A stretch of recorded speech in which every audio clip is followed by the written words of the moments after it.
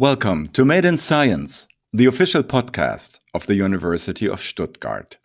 My name is Wolfgang Koltkamp, and I'm Senior Advisor on International Affairs. Today, our guest is Salma Maged Abdelrahman from Cairo, Egypt. She earned her bachelor degree in architectural science at University College Dublin and also holds a Bachelor of Arts in interior design from Griffith College Dublin.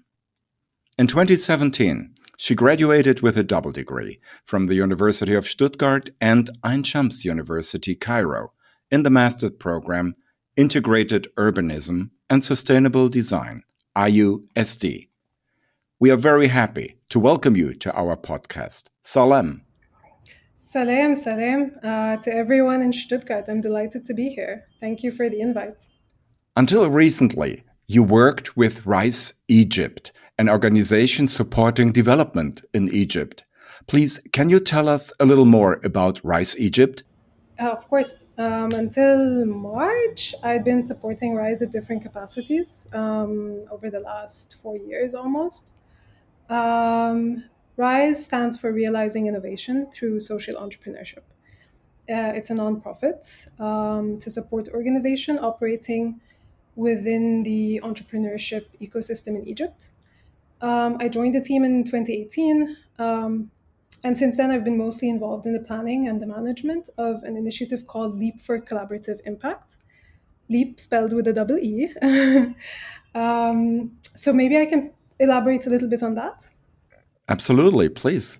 All right. So most entrepreneurship support organizations run what we call startup accelerators and incubators. These depend on one-to-one mentoring of individual enterprises. But we noticed from our own experience running a 2-year fellowship program that it takes a lot of effort and resources to really support a single enterprise or company, even though the challenges of everyone might be quite similar, which is kind of a shame, right? So only one entity benefits from the knowledge you're bringing. We also notice a lot of times that support organizations, even though we're operating in the same ecosystem, they're offering similar programs. And there are people who are just excluded from all of this because they don't live in big cities like Cairo, where all these big events and funding opportunities, where you have access to networks and so on. So the idea behind Leap was to kind of go beyond this one-to-one support model. Instead, the question became, can we build a whole community of social entrepreneurs and innovators that can support each other? There's already so much, so many resources, so much knowledge available that can be shared if people had a platform where they can see each other and connect. That was the theory. So there are also professionals around the world who want and actually have invested a lot of their time and knowledge to help startups move forward. But could their knowledge have helped even more? Like, I don't know, tens or hundreds of startups if that was stored or shared on a platform somewhere.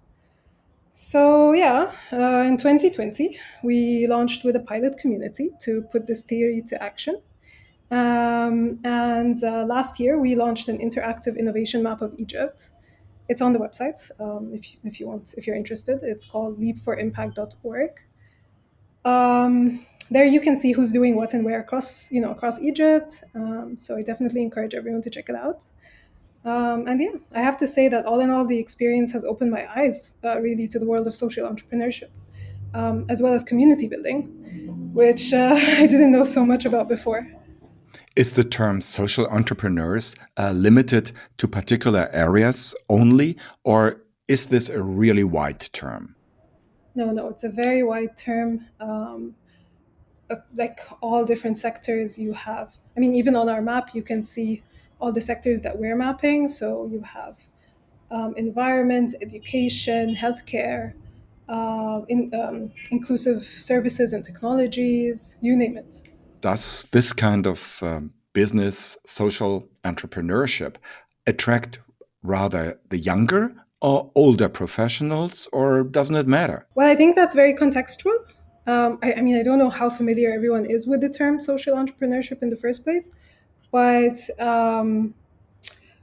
it is quite contextual, and the term is relatively new. I think it appeals perhaps to the younger generation because because it helps them differentiate themselves from traditional businesses. Also, since there's more just awareness worldwide about things like buying locally, saving the planet, and so on. They know by calling themselves social entrepreneurs or marketing themselves as such that they will attract that kind of customer easier.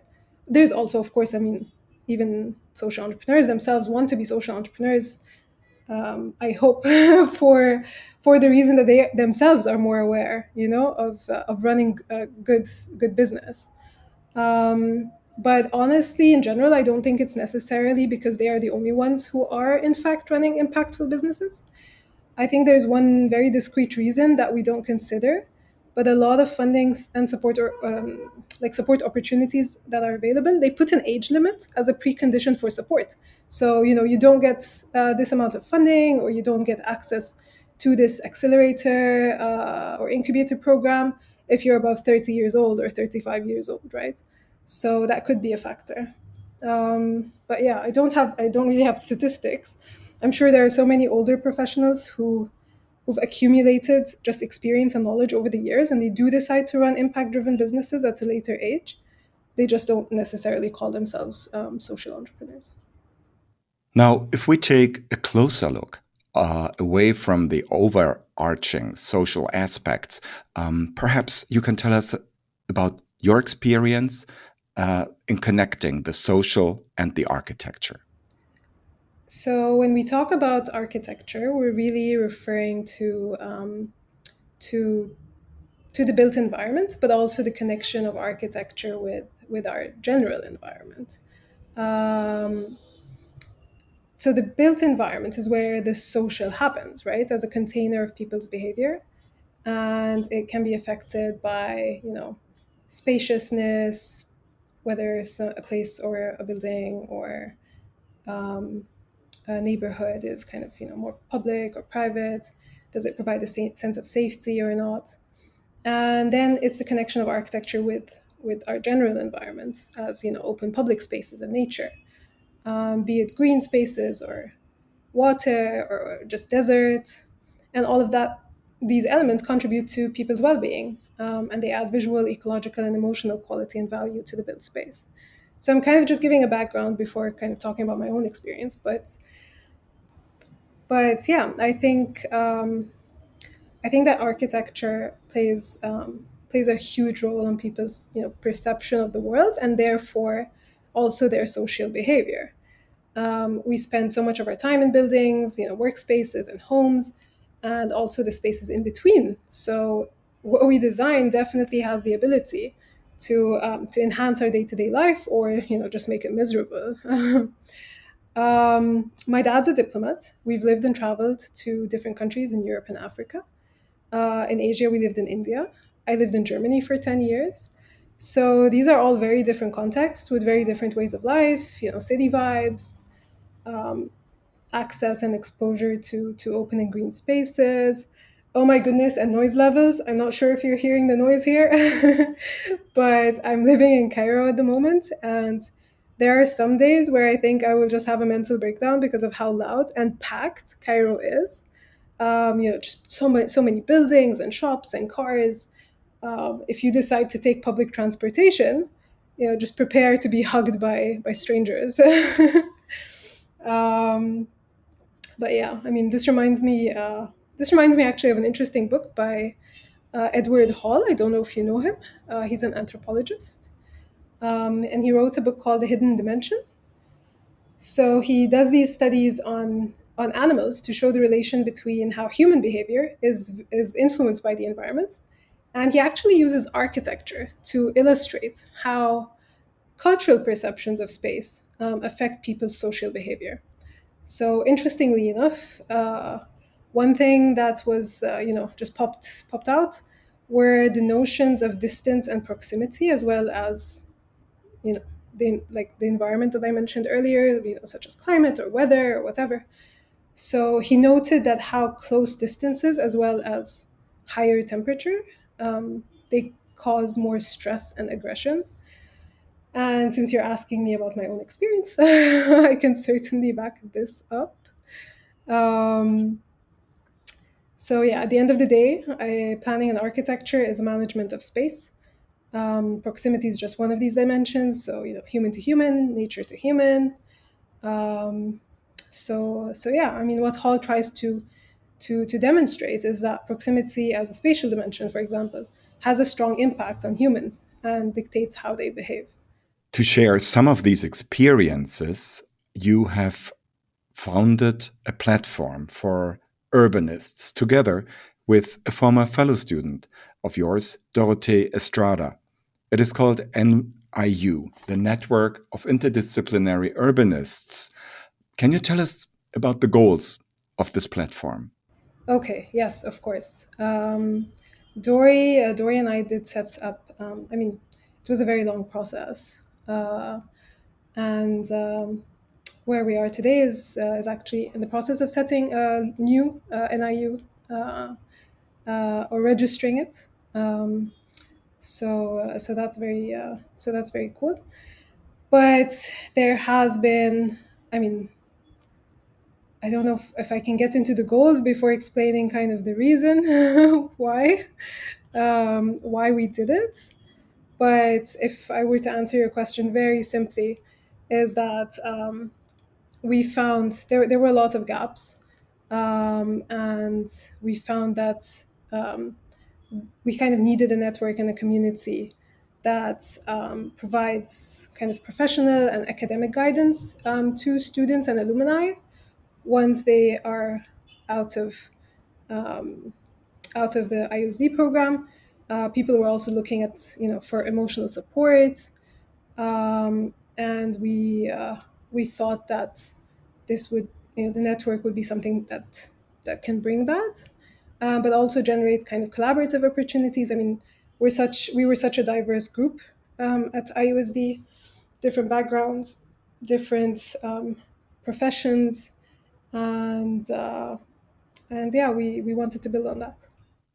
Such networks often center around alumni in a particular area, but you're extending it to the international dimension, I assume.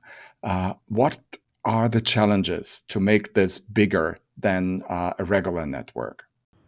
All right. So actually, maybe let me reflect as well on my experience in general, even with Rise. So around the same time that Dory and I were just starting our journey, I was also working on the Leap for Impact initiative, which I mentioned earlier. And we just launched our pilot community of local innovators based in Egypt, and supported and connected to professionals from around the world.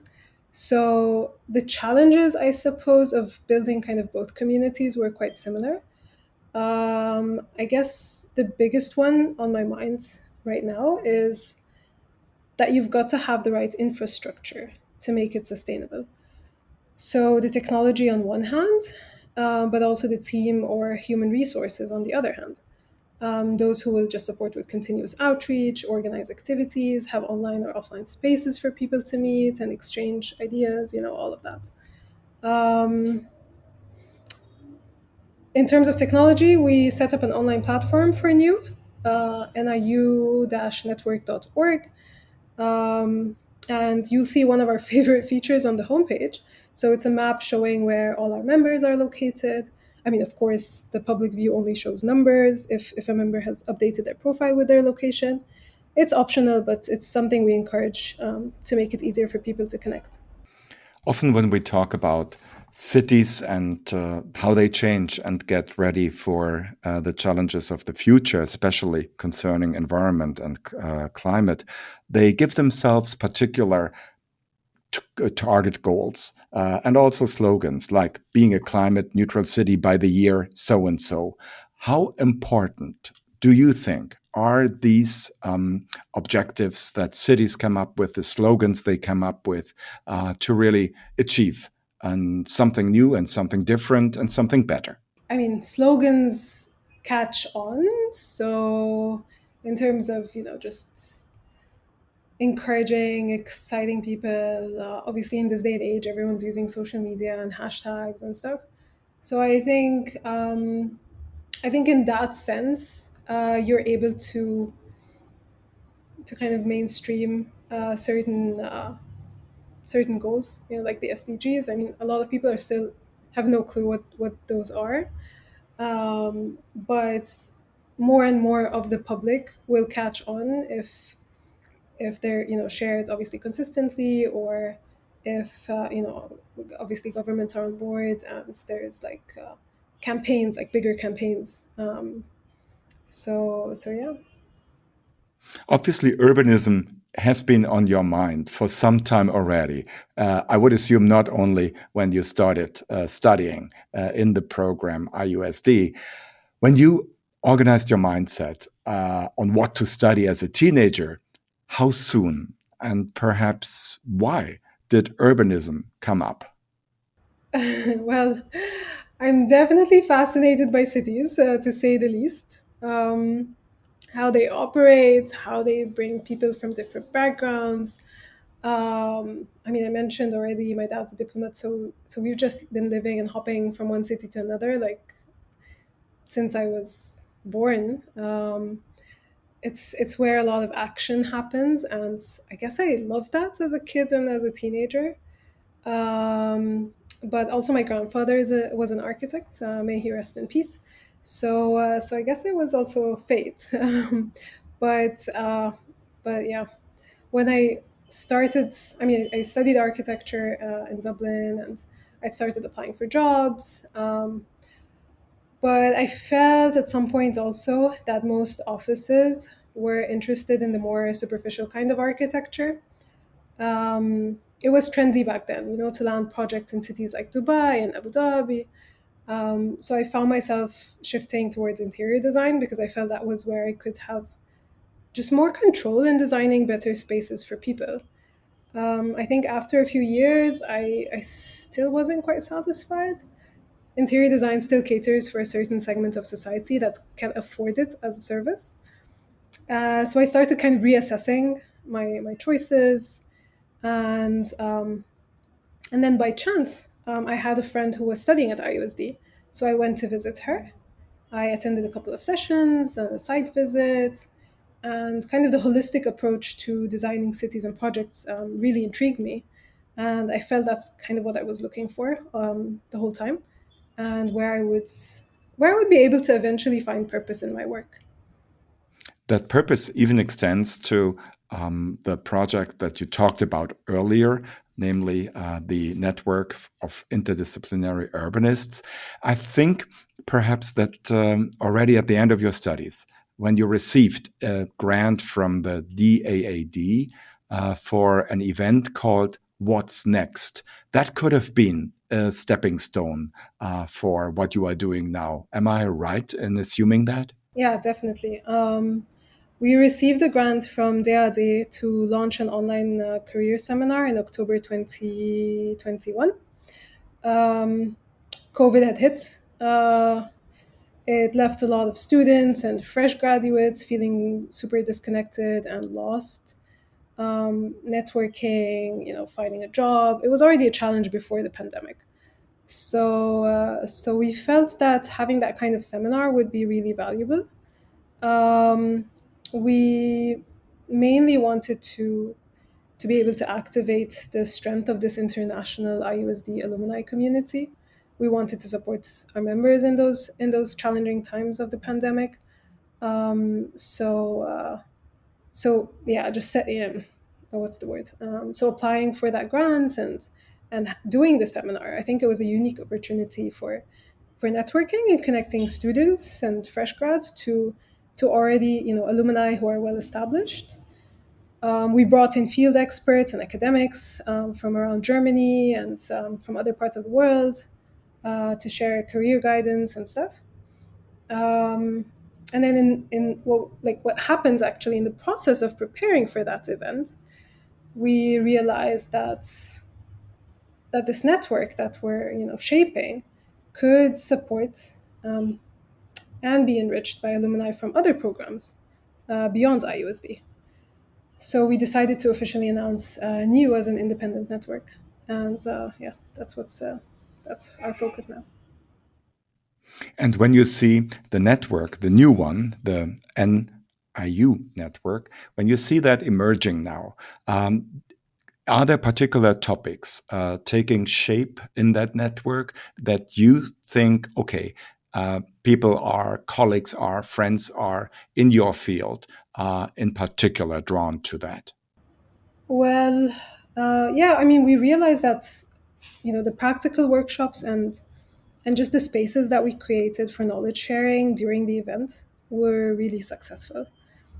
So at the moment, our leadership team and some members, they're busy preparing a few workshops and classes related to career development, like job searching, um, proposal writing, and so on. So yeah, that's kind of what's happening in the background, and soon to be announced. Mm-hmm. In a extension of what you are doing, and perhaps even coming back to your starting point as well, your concern has also been about the level of education in society. Education and city planning could be two topics that go closely together. And as you say, the networking also offers programs along the way. So, how actually do education and city planning work together? What levels come into play here? So, just maybe to give the listeners a bit of background, my colleague Manuel and I were asked to research the link between education and social cohesion in Sri Lanka, and present some recommendations to GIZ working on a project there. So, so yeah, that's where kind of education took a focus during that competition in 2016.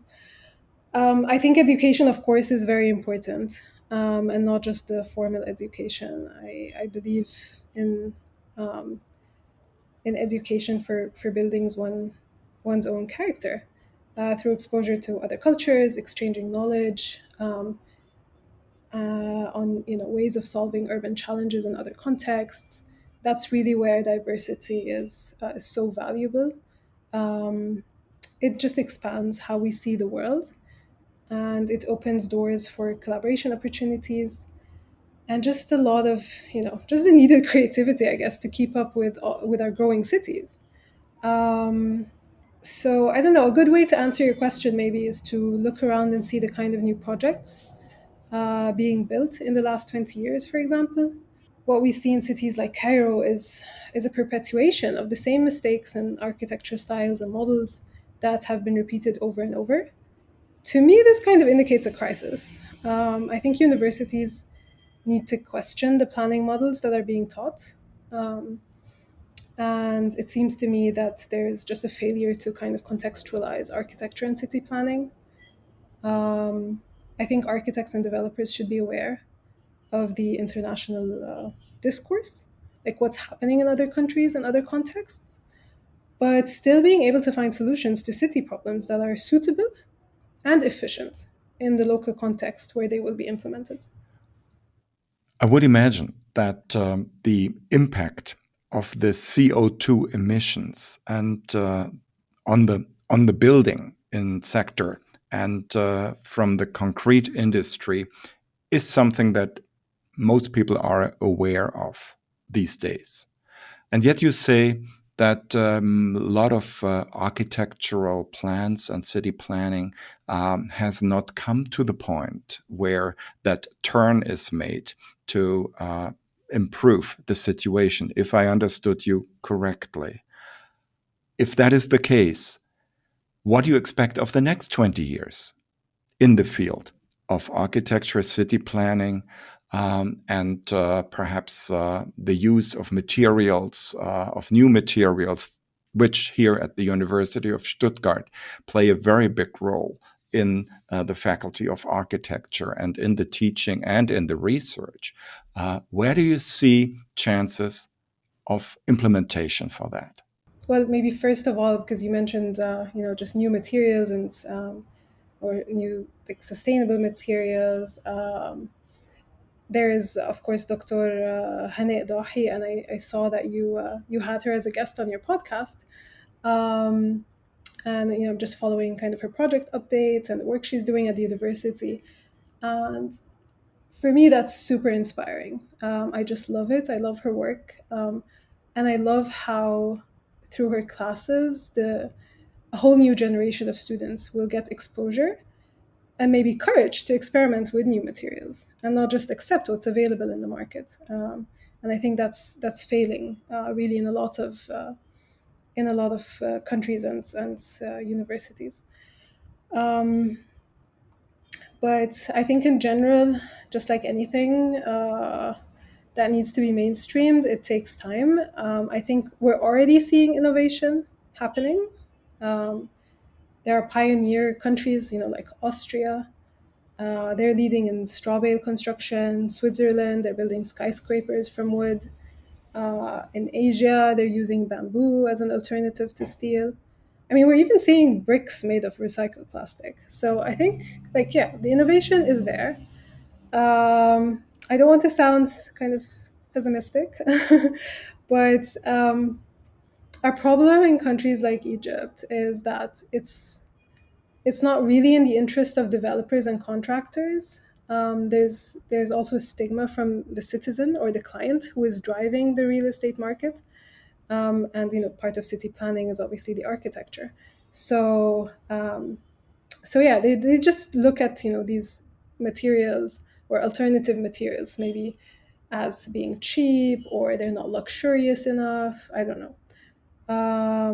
Because just like many other countries and civilizations, we do have old sustainable construction techniques already, right? That could have been used, could have been adapted to modern life, but yeah, we're slowly also kind of losing the know-how since there's no demand for it. And I think that, yeah, many architects don't realize they have a responsibility to innovate in the use of sustainable materials. And your network may help to implement this idea even further. And let's hope it's moving in that direction. I definitely hope so. I mean, we have really marvelous. I've met so many great professionals while I was studying at IUSD, from our intake and other intakes, and just bringing all these wonderful minds together. But also, like I said, the network is also growing beyond IUSD, um, and so many other double degree programs are also. We have alumni from their programs, so I definitely hope that we can work together. And one of the things that we were stressing on with LEAP actually is the idea that complex development challenges and city challenges um, really require this kind of interdisciplinarity to move forward and to find good solutions. Yeah. Now we are coming to the end of our conversation, and we have collected 7 questions that we would like to ask you to answer as shortly as possible. We have called this section Moment 7.